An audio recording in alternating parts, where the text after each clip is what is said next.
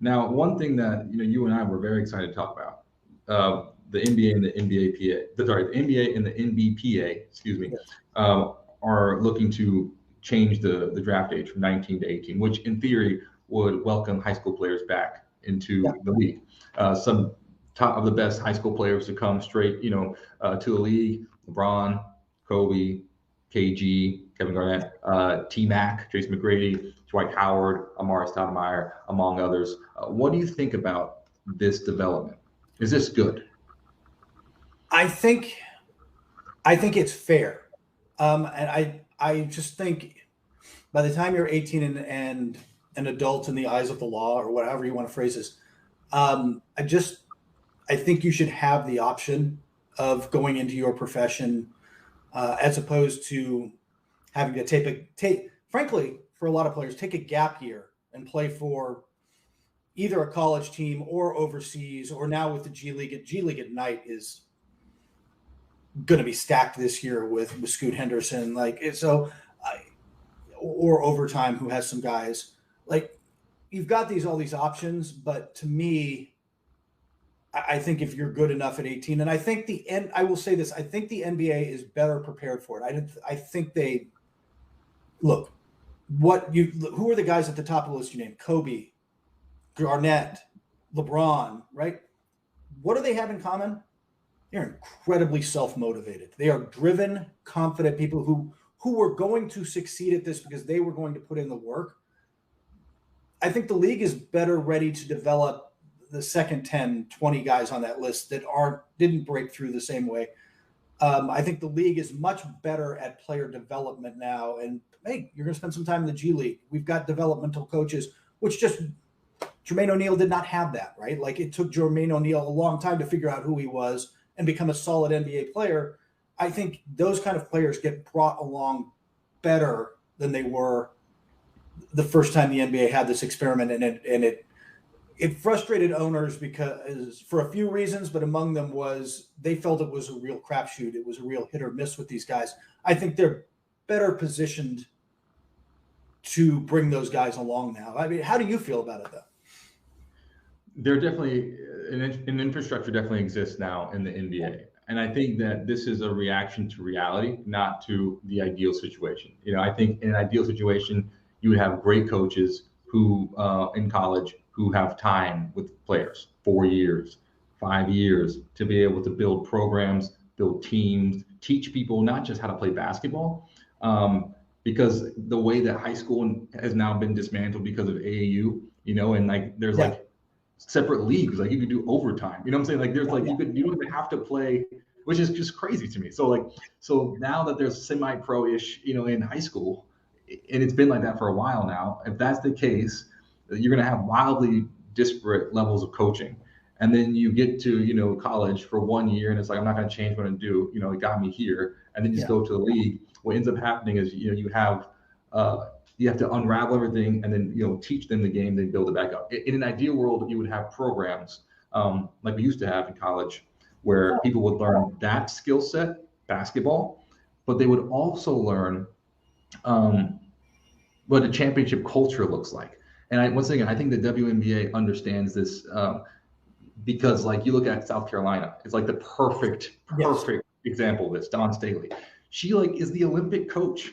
The USA basketball hasn't lost. I think they've been undefeated since 2006. You know what I'm saying? This team, the Olympic coach is your college coach. They're always championship contenders. Who are the people you could reach out to learn about, to mentor you? It's like Asia Wilson, who's one of the best players in WNBA and on the Olympic team. And then you learn what it means to be part of a championship team and culture. Then you could take wherever you end up landing, So that doesn't exist in men's basketball right now. So I feel like the NBA is reacting to the practical realities of the money is such that we just need to get kids early and just let them get into our systems early, and just kind of give people an opportunity to learn with us, and kind of like an apprenticeship program. Just come to the league and we'll teach you. Don't bother, doing that route in college. I think that's bad for the game, but I understand it's the reality given the market. Would you rather see something where I mean, I've always been more a fan of, and it's not going to happen. I've always been a fan of what's technically a lot of people call the baseball rule, which is you either enter the NBA, but if you don't at 18, but if you don't, you have to spend, I think in baseball, is it 3 years, 2 or 3 years in college? Because I think this hurts the college game in the sense that you've got to go get these one and done guys. That's the most talented players. But what are you building with your program if they're not there? If the guy's not there 2, 3, I mean, look, Kentucky has some guys who play 4 years. Don't get me wrong, but if you don't have guys there a couple of years to build their brand, and it's a little different now because I can build my brand. I can build my brand online, right? I can be king of Instagram and be Bronny James, frankly. Who I don't want to take anything away as a player, but like he's a brand. He already exists. He's going to make a lot of licensing money regardless. Yeah, like the Ball brothers were probably like, a great example of that. Yeah. But I will say this though, I would disagree. I think it's going to have a counterintuitive impact on college basketball because right now you have people who think they're good enough to play in the NBA who have to go to college and then are trying to, find that destination at the league at all costs, right?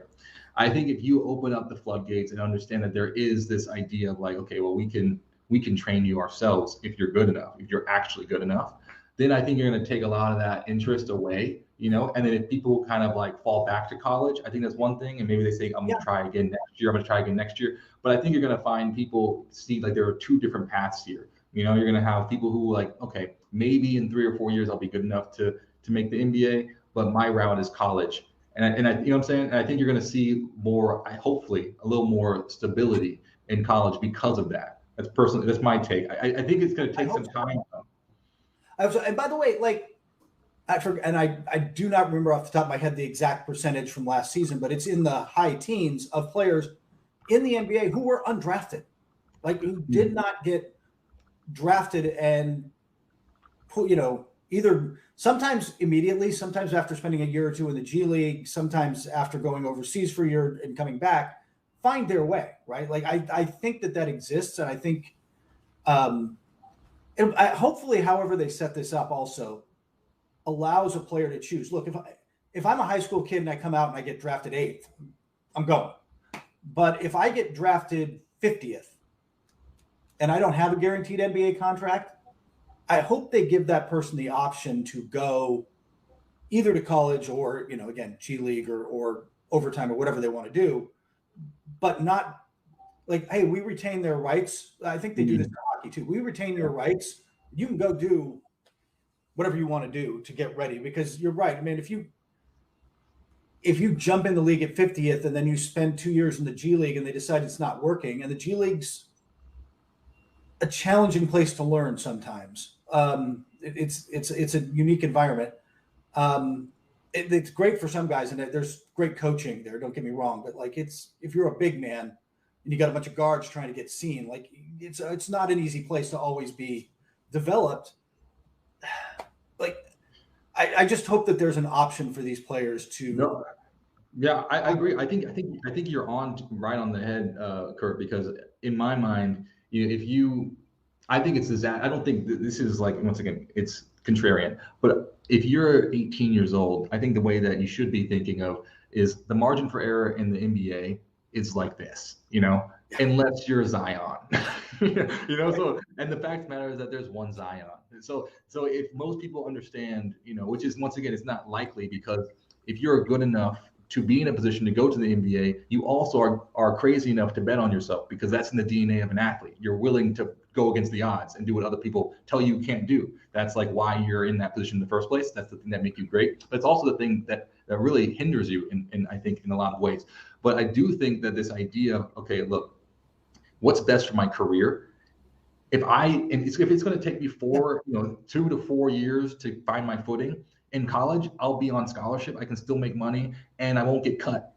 Yeah. And I still have free agency. I can still go to a different program and find other mentorship opportunities and learning opportunities if this isn't working out. If you go to the league, yeah, you're on a 2-way contract. It doesn't work out. Goodbye. It's like good luck trying to get back. Those 2-way contracts are disposable. Like, guys get cut and picked up out of those all the time. I hope the other thing the NBA does with this is what they've started to do with the 60 plus guys they invite to the draft combine every year, which is, hey, you get an assessment from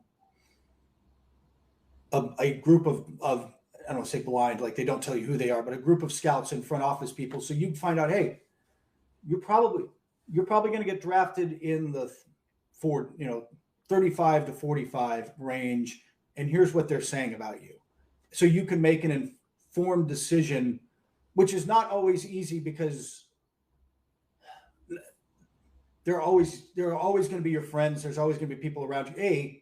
If you're in this position, you're the best player on your AAU team, right? You're the best player, probably. You're probably the best player in your high school. You're dominating, and you've got people around you saying, "Oh no, you can make this. You can make this work. You got this." I hope that they can give these people an honest assessment and say, "Hey, you're good, but is this a better path for you?" To kind of open their eyes on these things. Because I don't know about you, Corey. I wasn't mature like you were when I was 18. I made some questionable decisions. But I think that's kind of like one of the things that I think this hopefully will open up the door for people to really reconsider short-term versus long-term. Like you said, yeah. I think if you go to the league, what we're seeing for these young players is that it's actually disastrous for your career if you get there too early, too soon, and that there's so much more room for there's so much more room to grow and learn and make mistakes if you go to college. But I don't think people see it that way, which is unfortunate that, you take the money up front instead of being patient and learning later.